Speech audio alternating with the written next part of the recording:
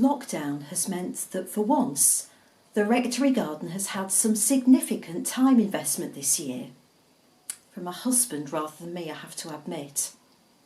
He recognises that he's even starting to talk like a gardener now. He's only really noticed the presence of weeds this year because he's put a lot of effort into weeding. That's the thing with weeds. You get everything under control. You tend your garden like you have never tended it before. You turn your back, and before you know it, there they are again. They have a life of their own. If ever we as the human race supposed that we had life under control, the pandemic has reminded us that there are always things beyond our control. Weeds are part of life. On Good Friday here in Sprottborough, we used the local community Facebook platform to invite people out for their permitted daily exercise to perhaps pause at the large wooden cross in the churchyard to pray. Not all comments were positive. Some clearly expressed a question of how a good God could send a pandemic like this and why we should be praying to him. Jesus' parable of the weeds and the wheat addresses that age-old question which has been asked from time immemorial about the presence of evil in our world. The weeds were never part of the plan. They were not what God intended, but they are a reality that we face. So, why not just get rid of them? And why do evil people thrive alongside the good and it seems as if they get away with it? No doubt that will be a question that you have asked yourself, and one which others will ask of you when they see injustice going unpunished. The very fact that Jesus tackles that question suggests that he thinks it is a good and worthwhile question to ask.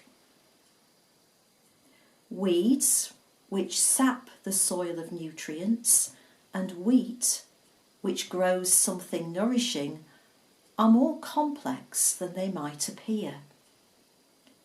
They are not like the plate of peas and sweet corn that my children, when they were younger, used to painstakingly separate because they only liked peas or sweet corn. Those things are easily separated and no damage is done in the process. But that's not the case with plants because of their roots. Those roots are intertwined. They impact one another. The systems of nourishment are shaped and directed by one another.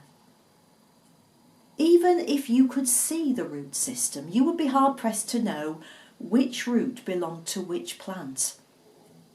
Sometimes that's even a challenge above ground.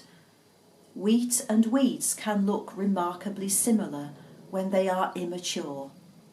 And by the time they've reached maturity, the root systems are well developed and intertwined. Their life is intermingled. All that is positive in me is impacted by the soil that I share with others and the intermingled root system of our life together. Evil is not some entity out there that God should banish or we should uproot and our lives would carry on unharmed in the process. The roots of evil and selfishness and injustice are twisted around all that is good in our lives and in the life of our community. All that, I think, has something sobering to say in a society which quickly points the finger of judgment at the other and demands its removal, as if it were as simple as a plate of sweet corn and peas. Finding scapegoats will not serve us well. It only perpetuates the myth of my innocence. There is a complex root structure in me too.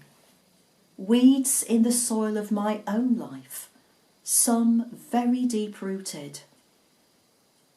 We are all a complex mixture.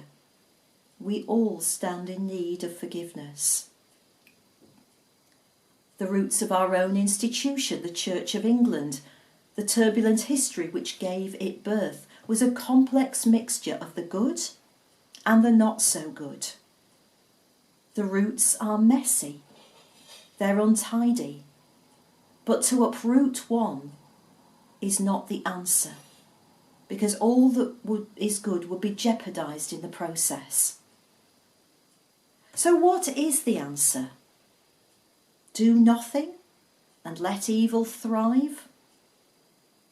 No. Grow and multiply the wheat, so that there is no space left for weeds to embed themselves. How are we to understand this teaching of Jesus? What is his point? Is it simply a sort of morality tale akin to Aesop's fables, exploring by way of story the way the world works? For me, that doesn't ring true as I hear the broader scope of Jesus' kingdom call. I hear those words afresh when they echo alongside some other words that Jesus spoke. Unless a grain of wheat falls into the ground and dies, it remains alone. But if it dies, it bears much fruit. Anticipating his impending death at that point, Jesus knew that he, the grain of wheat, the stuff of the bread of life, was being uprooted as a worthless weed, whose ministry was deemed to be sapping the cultural soil. They do, after all, look remarkably similar. And those who were intent on doing this were oblivious to any impact it would have on them. It seemed as simple and uncomplicated as sorting peas from sweet corn. But it was far from that. The roots were intermingled in the soil of their shared heritage, and their own roots were compromised in the uprooting. And the fruit born from that grain of wheat, as Jesus foretold, has disseminated a crop across the globe. It is deeply rooted into the heritage of our nation and many other nations, and it cannot be uprooted without lasting damage. The kingdom crop, still often uprooted today as worthless weeds in many countries around the world, is still bearing kingdom fruit. It is woven into the root structure of our world until the kingdom comes and the harvest song of heaven is finally sung. Amen.